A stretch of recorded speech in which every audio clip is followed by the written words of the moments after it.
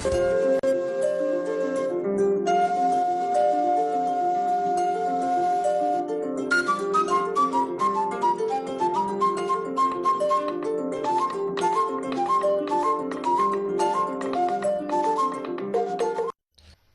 plaisir de vous retrouver sur la télévision nationale. Bienvenue dans ce journal dont voici les titres.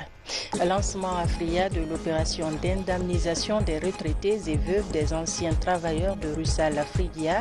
Pour cette première étape, 198 personnes sont concernées.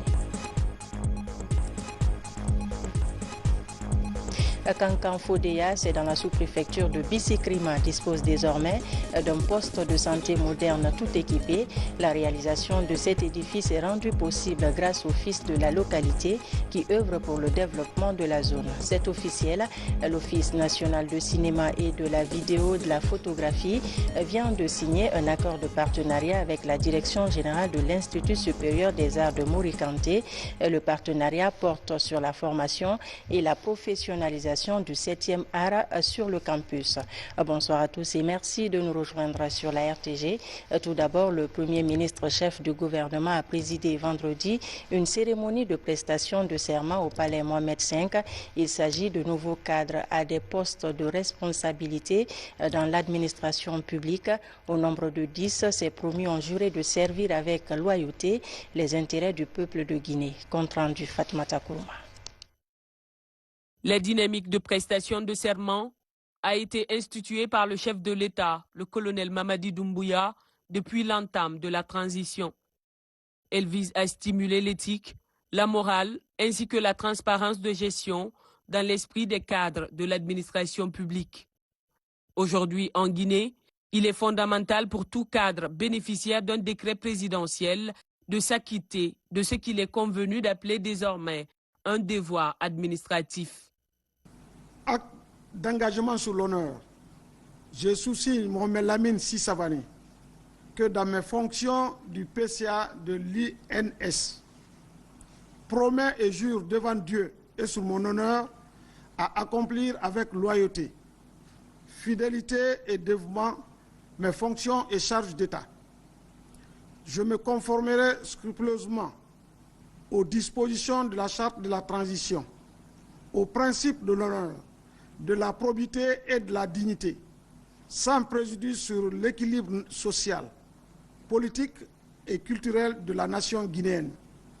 J'agirai avec responsabilité et toujours demeurerai dans l'esprit et conforme aux orientations du président de la transition en tout lieu et en toutes circonstances. Je mettrai tout en œuvre pour préserver l'intérêt supérieur du CNRD, de son président et du peuple de Guinée. Je ferai montre de dévouement inconditionnel au président du CNRD dans l'exercice de mes fonctions et prérogatives. J'œuvrerai toujours dans mes prises de décision à traiter équitablement toutes les filles et fils de la Guinée sans distinction d'ethnie, de région et de religion. Je conduirai mes actes conformément à la vision du CNRD et de son président et sans aucune influence étrangère, ethnique ou régionaliste. Devant les situations délicates où l'intérêt national pourrait vaciller, je m'engagerai à toujours prendre en compte avec foi les directives du président du CNRD. Je garderai jalousement le secret des accords ou désaccords qui interviendront avant, pendant et après la mission.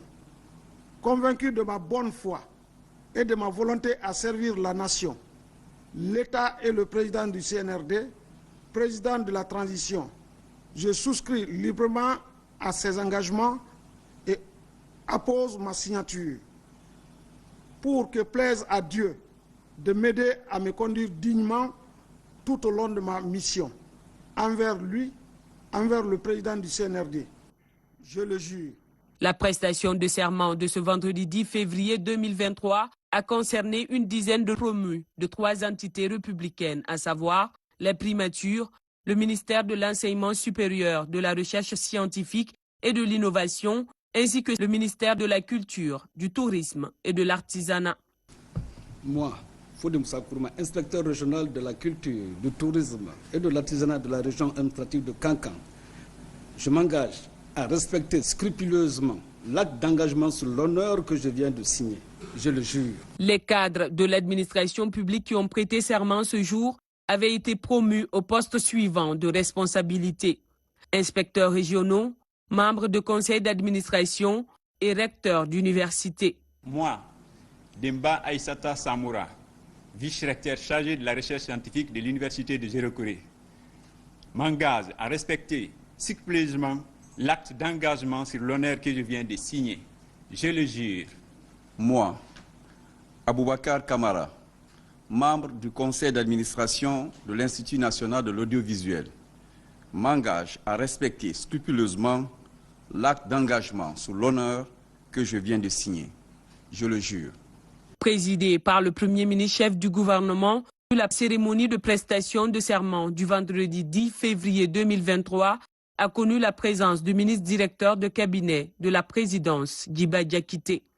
Présente également à la cérémonie, la ministre du Plan et de la Coopération internationale, Rose Paula Pressemou, a pris la parole au nom du Premier ministre et s'est adressée aux communes. Le moment choisi n'est pas un moment d'une simplicité, c'est un moment solennel, c'est un moment de devoir que nous devons à cette nation.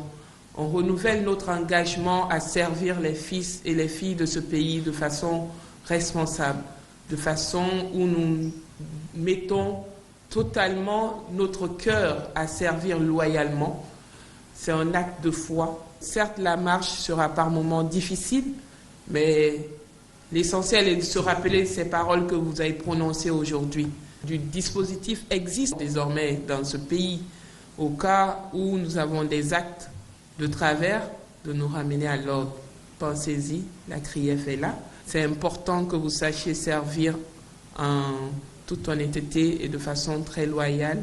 Le Premier ministre a par la suite souhaité bonne chance aux promus et les a invités à mériter la confiance placée en eux, en servant avec loyauté, dignité et patriotisme le peuple de Guinée. Direction Fourekaria où le préfet s'implique dans la résolution des conflits qui opposent agriculteurs et éleveurs dans la région. Mohamed Cinq Camara a rencontré les deux parties qui l'appellent à maintenir la cohabitation pacifique et à promouvoir la paix pour le bien des communautés. Le point avec Sidiki Sissé et Moussa Bangoura. Agriculture et élevage, deux secteurs indissociables.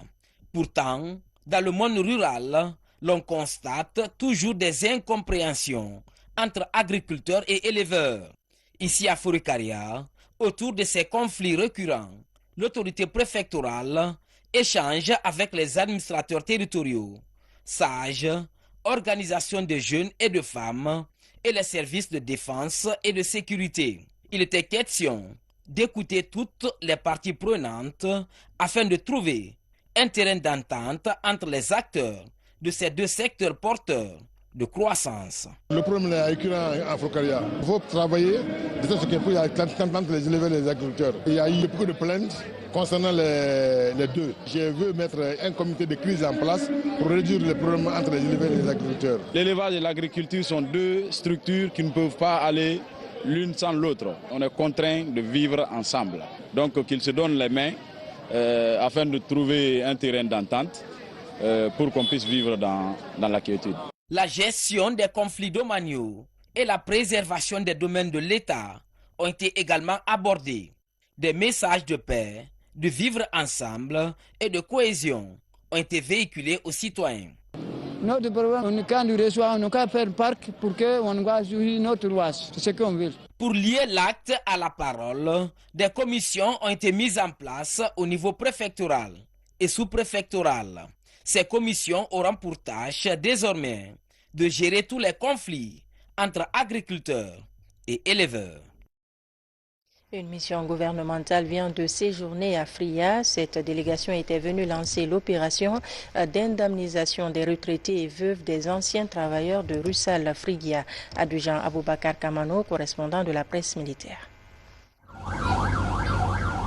À 136 km de Conakry, la préfecture de Fria, dans cette merveilleuse ville autrefois appelée Petit Paris, a séjourné ce vendredi 10 février 2023 une importante délégation des autorités de la transition. La mission conduite par le ministre du Travail et de la Fonction publique, Julien Yombouno, était venue indemniser les retraités et les veuves des anciens travailleurs de l'usine Russal Frigia, laissés pour compte depuis 2012. En prélude à cette activité, la délégation a été reçue par le patriarche de Fria, cité de l'Alumine. Autour du doyen, ses conseillers et les représentants des 4 coordinations régionales, convaincus et rassurés par l'élan de développement amorcé depuis l'avènement du CNRD au pouvoir, ces sages ont fait des prières et bénédictions pour le pays et pour le président de la transition, le colonel Mamadi Doumbouya. Du domicile du patriarche, la délégation s'est rendue à la maison des jeunes de Fria. Ici, un accueil chaleureux est réservé au ministre Julien Yombouno et à sa suite. Avant de commencer les activités, 1 minute de silence est observée à la mémoire des illustres disparus.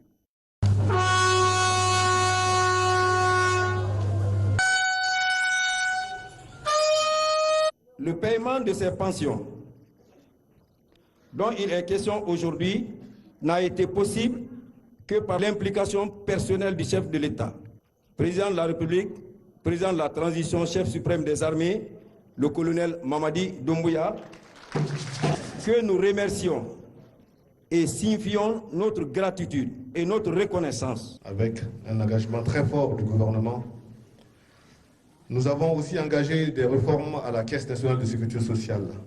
Nous avons examiné plus de 450 dossiers de personnes assurées qui se retrouvent dans une situation de précarité. Aujourd'hui, ce sont 198 personnes qui seront indemnisées et qui recevront la totalité du montant qui aurait dû être perçu par elles à la date d'effet de leurs droits. Dans l'auditorium de cette maison des jeunes, les pensionnés bénéficiaires sont partagés entre joie et amertume. Ce jour est le couronnement d'une action menée de longue date. Nous ne pouvons que rendre grâce à Dieu pour que nous soyons là aujourd'hui. Beaucoup voulaient vivre ce moment aujourd'hui. Ils ont été rappelés à Dieu. Nous remercions nos braves veuves qui ont eu le courage d'aller au-devant du chef de l'État, le colonel Mamadi Doumbouya. Mamadi Amasengane Mourbe, Amoufar politique Yarama, Amona politicien Yare, Afar Negineki Nambe, Anahane Roma Roma, Anonahana, Ananabama. What for Mourbe Mamadi Be, Amona Bikwe, Mona Biyan, and I was Sister Roma, Fria Kayagini Barafala, Fria Tungunani Birimbe, Abetan, Amamadi Fena Nabi. Cette opération d'indemnisation des retraités et veuves des anciens travailleurs de Russal Frigia est en droite ligne avec la rectification institutionnelle, une des 5 valeurs cardinales du CNRD. Il a fallu donc l'arrivée du CNRD au pouvoir et de son chef pour qu'une solution immédiate soit trouvée à ces problèmes très épineux. Le 5 janvier 2023, suite à la requête des veuves de Fria relative à ce problème, la situation a immédiatement été inscrite dans les priorités du moment. Le chef de l'État a donc instruit le gouvernement et la Caisse nationale de sécurité sociale de régler l'ensemble des questions liées aux droits des pensionnés et des veuves. Pendant que la paix se poursuivait à l'agence de la Caisse nationale de la sécurité sociale de Fria, au même moment, la délégation a visité les installations de l'usine de l'alumine de Fria, où elle s'est entretenue avec les responsables de Russal Frigia avant de regagner Conakry. La signature continue des contrats de performance. Le département du budget ne déroge pas à ce principe de gouvernance. Il est question d'obtenir l'engagement de l'ensemble de ces structures fiscales. Les cadres des régions de Bokeh et Kindia affichent leur détermination. Ça se passe à Fria dans l'optique de poursuivre cette année la dynamique de la session écoulée en termes de mobilisation des recettes fiscales. Mohamed Siyarsouma. Au sommet, des contrats de performance à la base des objectifs à atteindre. FRIA est témoin du renouvellement de l'engagement des cadres de l'administration fiscale. Les régions de Boké et de Kindia donnent l'exemple. Sans impôts, et ce ne serait pas du tout évident aujourd'hui. Regardez avec la déperdition au niveau de la fiscalité des portes, il faut qu'il y ait une politique de récupération au niveau de la fiscalité intérieure. Il faut fiscaliser tout le monde, il faut mettre le recensement à profit et recenser tout le monde. Et dès qu'on recense tout le monde, et ça fait le début de l'année fiscale. Dans ces deux régions, chaque préfecture est située sur la recette à glaner d'ici fin décembre 2023. Notre engagement est total. L'idée, c'est non seulement assurer l'élargissement de l'assiette fiscale, et cela entraîne fatalement une forte mobilisation des ressources. Nous sommes confiants à la réalisation des objectifs qui nous a été assigné cette année. Raison de plus d'exiger des objectifs aux structures déconcentrées.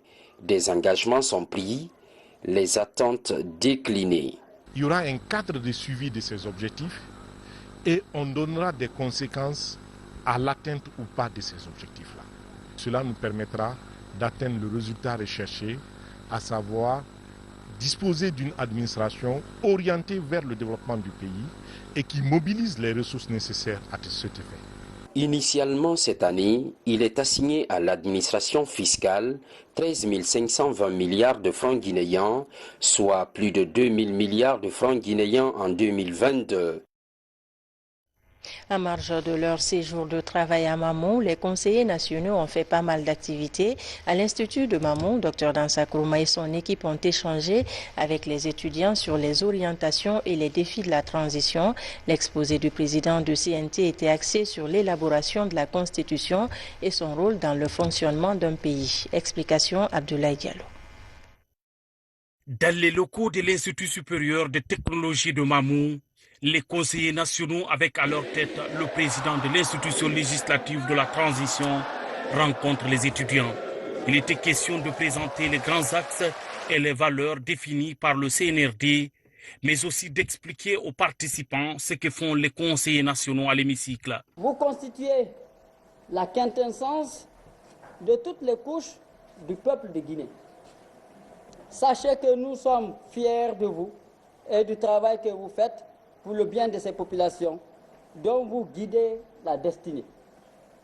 Lors de votre plénière délocalisée d'hier à la maison des jeunes de Mamou, vous avez voté massivement en faveur de l'adoption du texte portant création du centre de recherche scientifique ouest-africain sur le changement climatique et l'utilisation adaptée des terres. L'institution parlementaire n'est pas seulement pour Conakry. Vous avez tenu à faire ce rapprochement. Aujourd'hui, les paisibles populations de la région, les étudiantes et étudiants de l'Institut supérieur de technologie de Mamou saluent votre esprit, votre capacité managériale. Face à ces futures élites, dans un langage franc, Dr Dansa Kourouma a décliné les raisons qui ont motivé le choix de cet institut avant d'insister sur l'importance de la contribution des étudiants dans l'élaboration de la future constitution, car pour lui, elle doit ressembler et rassembler les Guinéens. L'esprit de vengeance, l'incivisme, l'insubordination, l'ethnocentrisme pour la population, l'ethnostratégie pour les autorités.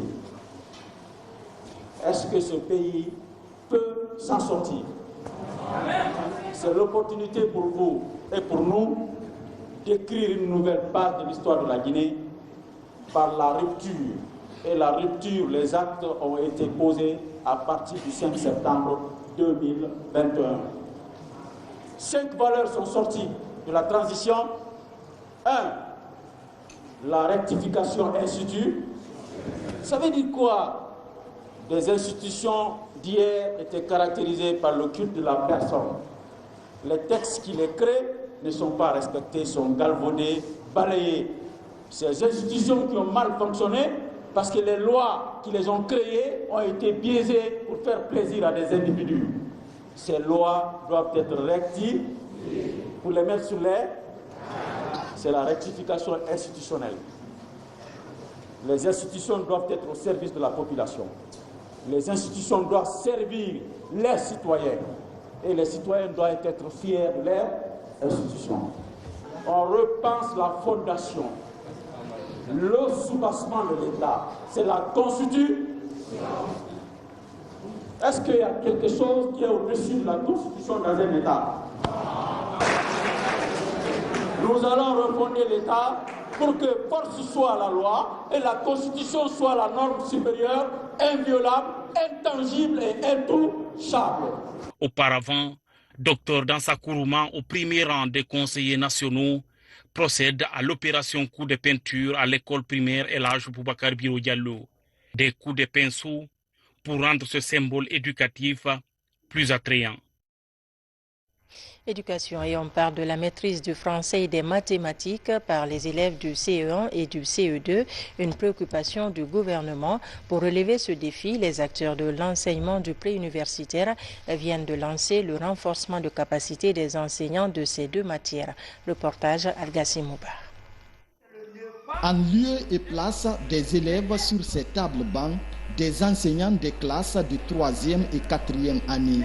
Ici, ils se familiarisent avec les techniques d'apprentissage du français et des mathématiques. Une manière d'avoir la maîtrise pédagogique de ces matières afin de rehausser le niveau des élèves de l'élémentaire. Nous avons deux disciplines à enseigner cette fois-ci. Nous avons le français et la mathématique. Ça va permettre aux enseignants de s'en prendre comment enseigner aux petits-enfants et comment donner des petites formules pour que les enfants puissent au moins acquérir quelque chose. Lors de cette formation, on a appris beaucoup de choses qui est très important pour nous. Il y a de certaines choses pédagogiquement qui manquaient, surtout au niveau de mathématiques, qui est un peu difficile pour manipuler les instruments géométriques. Ça manquait un peu, mais aujourd'hui, ça va beaucoup. On a appris beaucoup de choses. Dans la région de Boké, ce partage d'expérience de 10 jours a permis de rehausser le niveau pédagogique de ces enseignants de la 3e et 4e année. L'exercice vient qualifier le système éducatif guinéen. Quand on a fait les évaluations, les enseignants de l'élémentaire ont beaucoup plus de lacunes en français et en calcul. C'est ainsi que le ministre a décidé de les renforcer aussi dans les deux matières, parce que ce sont les matières clés. Si les enseignants ne maîtrisent pas le calcul, ils ne maîtrisent pas le français, est-ce que les enfants seront bien formés en français ou bien est-ce que les élèves seront bien formés en calcul? Donc pour combler maintenant le vide-là, il faudrait que les formateurs soient renforcés. Les enseignants du primaire étant les piliers de l'éducation à la base, leur maîtrise du français et des mathématiques est une nécessité pour le département de l'enseignement préuniversitaire et de l'alphabétisation. Fin à Koya de la phase régionale de la Semaine nationale de mérite scolaire au compte de la région de Kindia. La séance a regroupé les préfectures de la région de Kindia et a permis de sélectionner les candidats qui vont représenter la région aux phases finales de la Semaine nationale de mérite scolaire. Compte rendu Aïcha Kande Kamara de la RTG2. La phase régionale de la Semaine nationale de mérite scolaire Senamsco au niveau de la région de Kindia a pris fin à Koya. Durant les 3 jours de compétition, les différents candidats choisis par les 5 préfectures ont été évalués au concours d'éloquence, Miss Mathématiques et du sport pour enfin sélectionner les meilleurs au compte de la région de Kindia. Nous allons nous battre pour que la région puisse être représentée de façon valable afin de remporter les différents trophées au niveau de Conakry. Les candidats se portent bien et viennent vraiment bien déterminés pour pouvoir arracher le trophée cette fois-ci de Conakry pour la région de Kindia. Lors de cette compétition, 10 candidats ont été finalement retenus pour représenter la région de Kindia à la phase finale prévue le 17 avril à Conakry.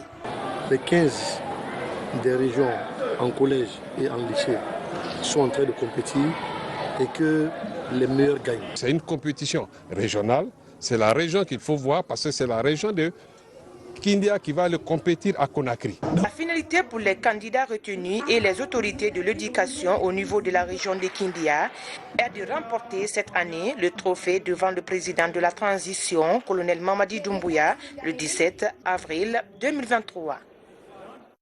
On enchaîne avec cet élément qui vient de nous parvenir. Chose promise, chose due, les premières quantités de récolte du président de la transition et des ministres ont été mises à la disposition du ministre de l'enseignement préuniversitaire. L'objectif est d'accentuer le soutien du gouvernement aux écoliers dans le cadre de l'amélioration des conditions d'apprentissage. Omar Bari. Selon la direction des cantines scolaires, le programme d'alimentation des établissements d'enseignement couvre de nos jours en Guinée 1617 écoles avec 264 165 élèves.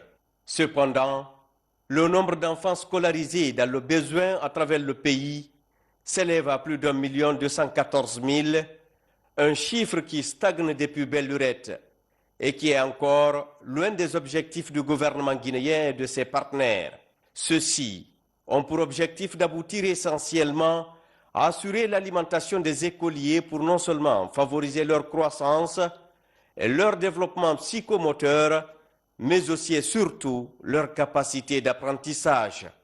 Pour y arriver, le chef de l'État, le colonel Mamadi Doumbouya, multiplie les initiatives en faveur des enfants scolarisés, se trouvant pour la plupart dans les zones rurales défavorisées, dont la vulnérabilité est aggravée par la pauvreté des parents.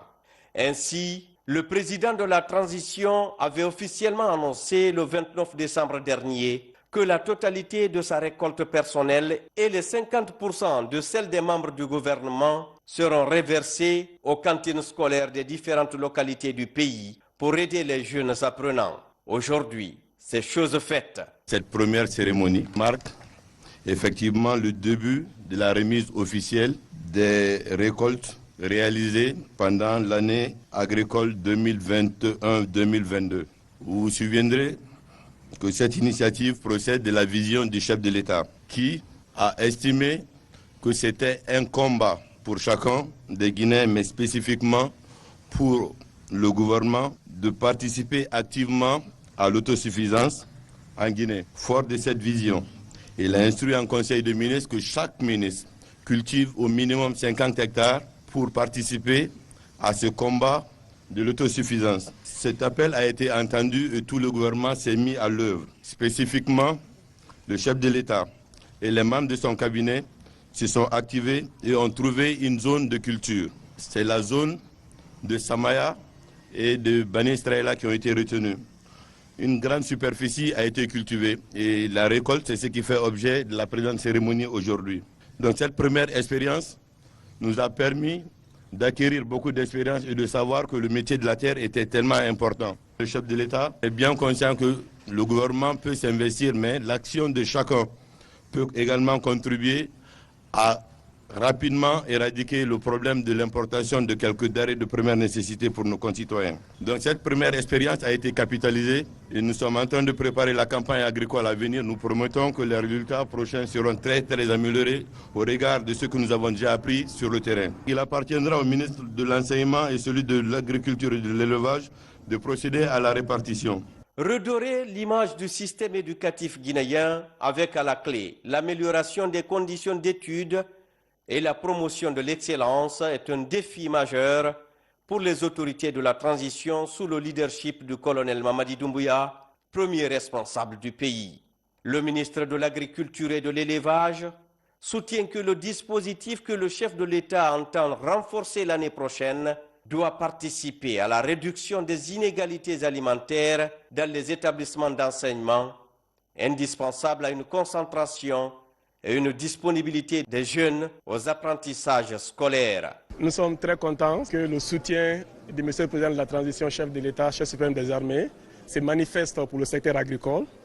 Et le grand défi qu'on avait en début de la transition, c'était d'abord créer l'engouement et la confiance dans le secteur agricole. Donc la volonté du Président d'accompagner en personne ce secteur-là a fait que cet engouement et cette confiance dans le secteur est retrouvée. Donc aujourd'hui, tous les ministres ayant produit, nous commençons effectivement la remise des dons des différents ministres à Monsieur le ministre de l'enseignement préuniversitaire pour les cantines scolaires. Aujourd'hui à Conakry, qui reçoit la plus petite quantité, parce que les producteurs sont à l'intérieur du pays. Nous avons plus de 40 tonnes de riz ici. Il y avait également plusieurs tonnes de manioc qui ont déjà été transférés parce que ce ne sont pas des produits qu'on peut garder pour longtemps. La collecte continue à l'intérieur du pays. À la fin de cette opération, nous allons communiquer sur les chiffres globaux pour que les populations puissent voir quelle a été la contribution de l'ensemble du gouvernement à l'autosuffisance alimentaire, conformément à la volonté du président de la transition.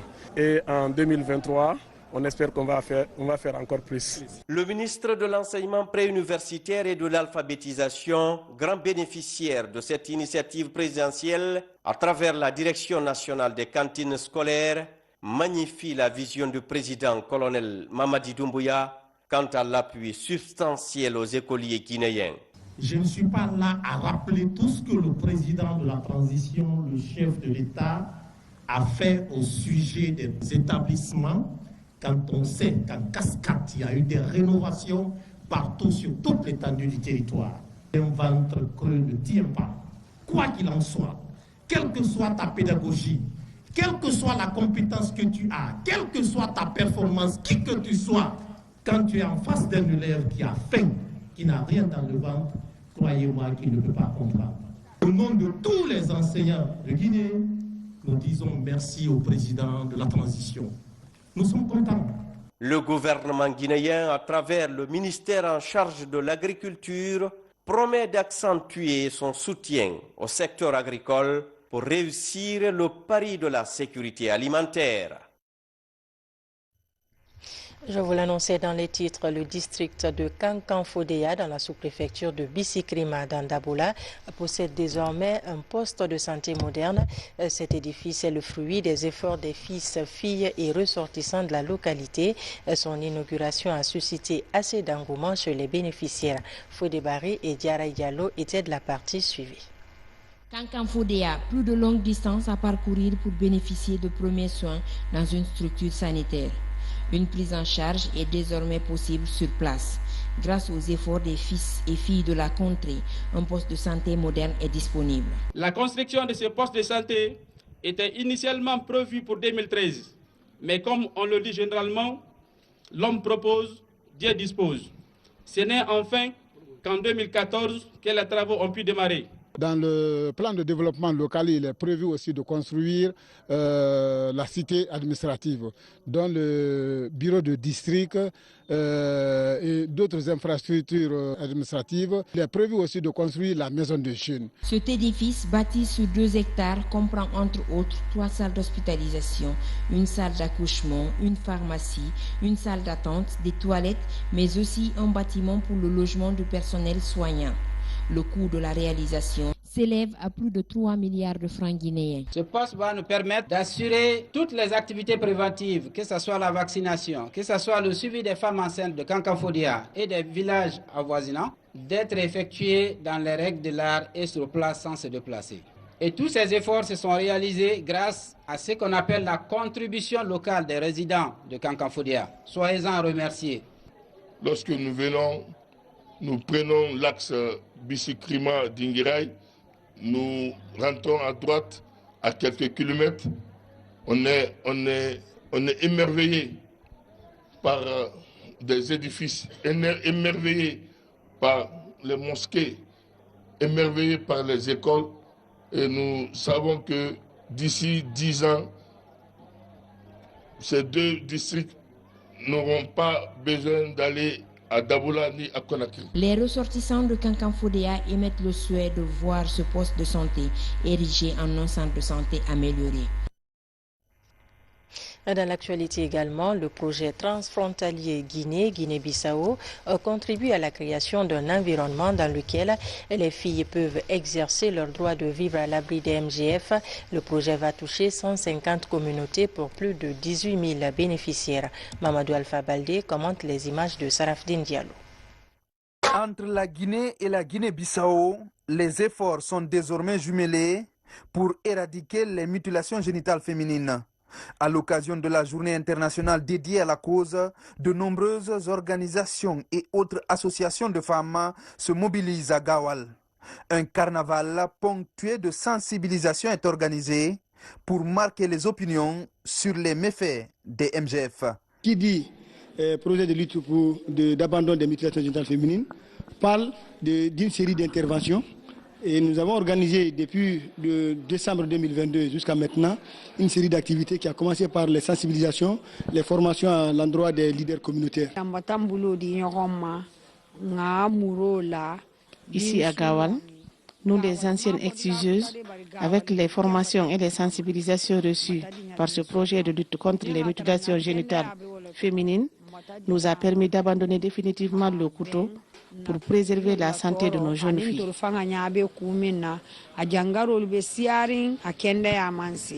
Avec l'accompagnement financier de la BMZ allemande, c'est le projet transfrontalier Guinée-Guinée-Bissau, piloté par Plan International et l'ONG Aprodège Guinée qui sont à la manœuvre pour l'élimination de l'excision. Dans la zone, 150 communautés sont déjà touchées pour environ 18 000 bénéficiaires. On a fait le tour du marché de Gawal et ça me réjouit davantage. Ça, c'est pour informer la population. L'excision n'est pas bonne. L'excision n'est pas bonne pour la santé de la jeune fille. L'opportunité est là aujourd'hui pour m'adresser à la population de Gawal, dont je suis garant, pour l'implication de tout le monde, pour la sensibilisation non seulement d'ici au centre-ville, mais que la sensibilisation soit faite jusque dans les hameaux, pour que le message là soit véhiculé dans un langage clair, dans un langage simple, pour que les gens y prennent conscience de ce grand fléau. Cette année, le thème retenu est s'associer aux hommes et aux garçons pour transformer les normes sociales et de genre en vue de mettre fin au MGF. La gestion des épidémies dans le pays, l'Agence nationale de sécurité sanitaire compte renforcer la vigilance dans les 38 districts sanitaires du pays. Le nouveau plan annuel de travail de 2023 a été présenté vendredi à l'ensemble des acteurs de la riposte. L'occasion a été mise à profit pour soumettre les responsables des 5 départements stratégiques de l'ANSS à la signature de contrats d'objectifs. Reportage Mamadi Terna Kamisoko. Ces dernières années, la Guinée s'est illustrée dans la gestion de plusieurs épidémies. Avec le risque de survenue des maladies virales qui guettent toujours le pays, l'Agence nationale de sécurité sanitaire remobilise son équipe.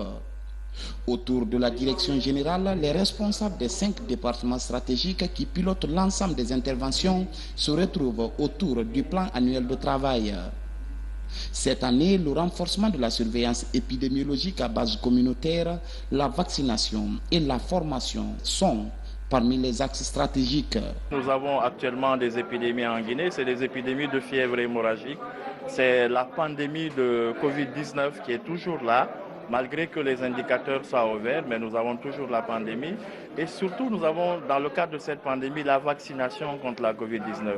Nous sommes aujourd'hui à 32,4% de Guinéens complètement vaccinés contre la Covid-19 et au moins 64% de Guinéens ont reçu une dose de vaccin anti-Covid-19. Plus de 80% est le taux d'exécution des tâches assignées à chaque département. Au sortir de la rencontre, des engagements sont pris. Nous avons à notre disposition des partenaires qui sont là, prêts à nous accompagner. Et nous avons des équipes d'intervention rapide dans toutes les préfectures, dans les régions, qui sont prêtes à intervenir. Donc tout ça mis ensemble, nous avons quand même l'essentiel pour pouvoir faire au moins les 85% de performance. Le nouvel engagement pour cette année, conformément à la lettre de mission du ministère de la Santé, c'est avoir une couverture vaccinale de 40% pour le pays et pour chaque district sanitaire. Nous sommes à 32,8%. On est en train de développer plusieurs stratégies par rapport aux intensifications. Désormais, un contrat de performance est signé entre les parties à l'ANSS. Déjà, l'unité immunisation, un service qui s'est illustré dans la vaccination contre le Covid-19, est gratifié d'un satisfecit, des reconnaissances. Vous le savez certainement, il y a une semaine, le grand marché d'Anta prenait feu. Il n'y a pas eu de mort, mais les dégâts matériels importants ont été enregistrés. Les flammes ont consumé une cinquantaine de boutiques et leur contenu. Une mission de la Chambre de commerce, d'industrie et d'artisanat était sur place pour évaluer le sinistre causé par un court-circuit. Abdul Karifa Keita, Falilou Diallo.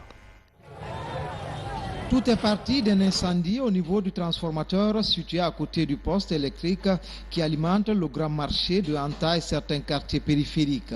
Des tables, magasins, hangars et autres conteneurs, y compris le bureau du syndicat des transporteurs de Matoto, réduit en cendres. La Chambre s'est présentée ce matin et donc c'est pour justement venir ici réconforter les sinistrés. Donc vraiment, et ça c'est un acte qui nous a remarqué. Ici que ça soit assaini. Parce que vous savez, ici il y a tellement d'encombrements. Et quand le transport est là, plus maintenant les encombrements, ça ne pourra pas marcher. En se rendant sur les lieux du sinistre, les responsables de la SIAG comptent ainsi apporter leur soutien aux victimes tout en réitérant que des réformes seront entreprises pour mieux professionnaliser le secteur informel en Guinée. Ce qui s'est passé, il y a des familles qui sont privées aujourd'hui de leur manger à cause de cet incendie-là. Il y a tellement de dégâts causés, c'est énorme, on ne peut pas évaluer, mais au moins il y a des conteneurs, il y a 50 et quelques conteneurs qui sont partis en fumée, et il y a au moins 4 boutiques aussi qui sont parties en fumée et 6 tables. Ce matin, on constate d'abord le dégât est visible, la cause du dégât est visible. C'est dû aux différents types de branchements. Même un passant peut réaliser qu'est-ce qui a causé le dégât. Donc sur ce, pour le moment, ce que nous avons droit à faire, c'est d'abord constater, faire le constat, réfléchir et retrouver encore nos collaborateurs. Ensemble, nous allons réfléchir désormais quelles sont les réformes, quelles sont les orientations, quelles seront les consignes que nous pourrons soumettre à nos hiérarchies. Une commission est déjà mise en place pour évaluer les dégâts causés. Avec ce énième incendie sur ce grand marché, c'est toute la problématique des installations électriques qui refait surface. Séisme en Turquie et en Syrie, les secouristes sont toujours lancés dans une course contre la montre pour retrouver des survivants. 5 jours après le drame, le bilan a dépassé les 25 000 morts. En Guinée, la communauté portuaire exprime sa solidarité à Alport, des marques de compassion lors d'une cérémonie organisée par les deux entités. Lancé Koulibaly.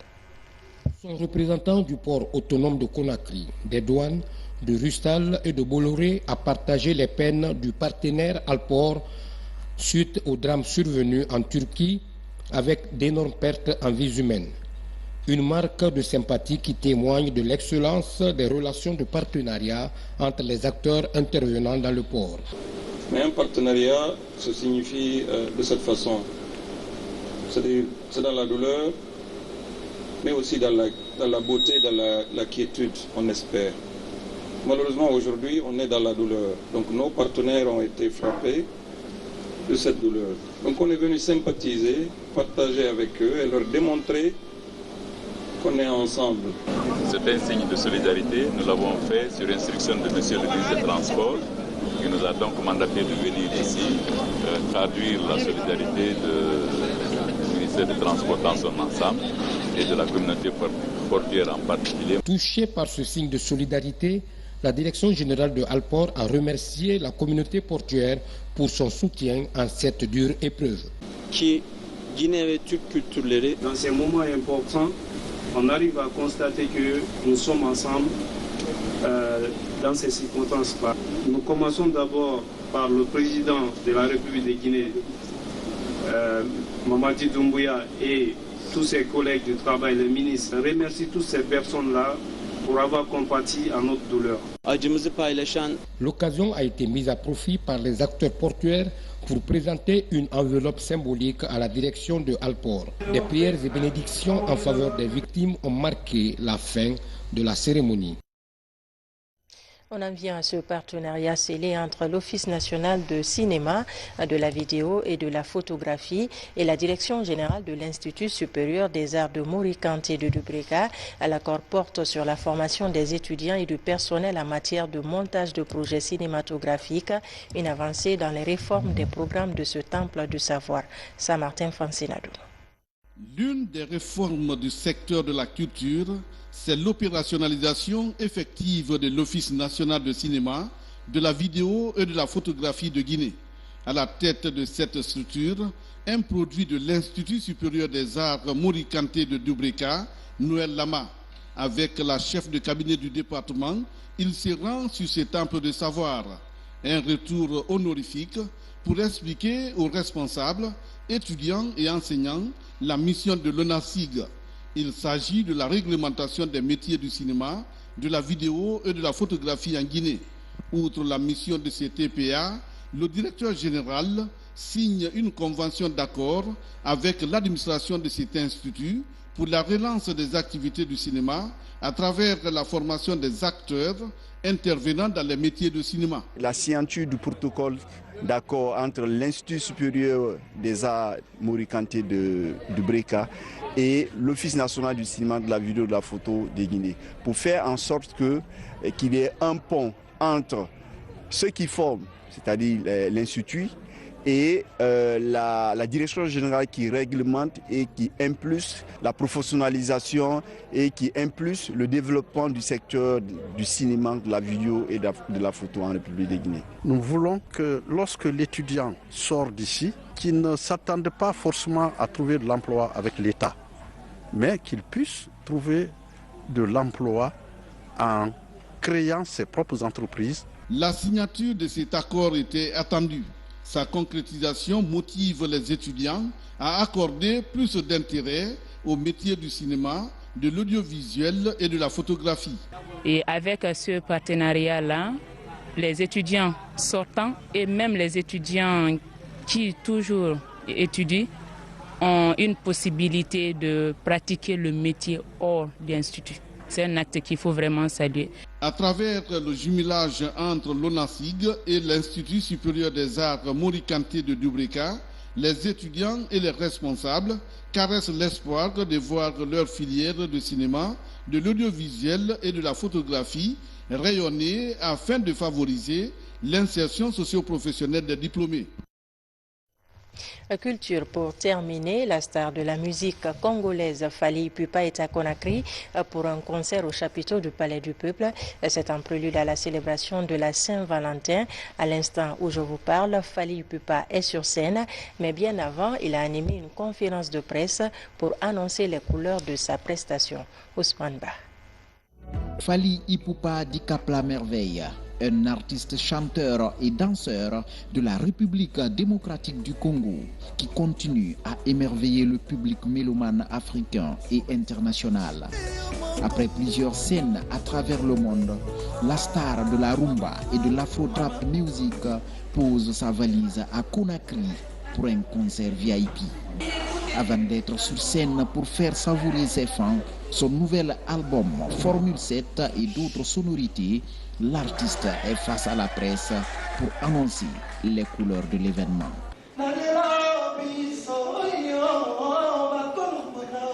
Je sais comment satisfaire tout le monde. On va essayer de revisiter mes anciens titres et ça sera un spectacle en fait. Le côté positif d'un concert, comme j'ai dit, un show live, ça joue. Et voilà, je peux me permettre d'arrêter une chanson, de recommencer, de faire des trucs, donc ne vous inquiétez pas. Pour sa troisième fois à Conakry, Fally est invité par la structure Mœurs Libre Prod avec Ablaye Mbaye du groupe Deggy Forestry, comme pour démarrer l'année en boom. On veut démarrer l'année tranquillement. Quel est l'artiste qui répond le plus en Afrique aujourd'hui dans le critère de l'amour? Et on voulait forcément prendre un artiste qui était à côté en Afrique. Parce qu'aujourd'hui, il est important pour nous de mettre cela en avant. Voilà, le choix est tombé sur Fally. Le concert est prévu ce 11 février même au chapiteau du Palais du Peuple. Sur scène, la star congolaise compte célébrer l'amour dans toute sa grandeur à quelques heures de la Saint-Valentin.